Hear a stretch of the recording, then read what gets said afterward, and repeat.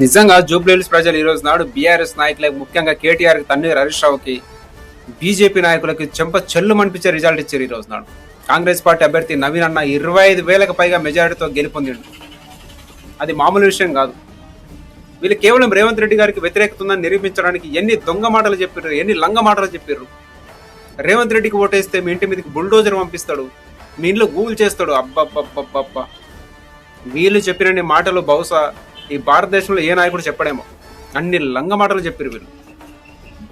పేడ్ ఇన్ఫ్లుయెన్సర్లను తీసుకొచ్చి, పేడ్ యూట్యూబ్ ఛానల్ని తీసుకొచ్చి వేల కోట్ల రూపాయలు ఖర్చు పెట్టిన ఒక జూబ్లీహిల్స్ ఉప ఎన్నికలో కేటీఆర్ గారు, తన్నూరు హరీష్ రావు గారు ఇప్పటికంటే అర్థమైందా? జూబ్లీహిల్స్లో ఉన్న బిడ్డలు, తెలంగాణ బిడ్డలు మీ మాటలు నమ్మలేరు. మీ దొంగ మాటలు, మీ లంగ మాటలు. ప్రజాపాలనకి రేవంత్ రెడ్డి సార్కి అండగా నిలబడ్డరు. ఇప్పటికైనా మీరు అర్థం చేసుకోండి.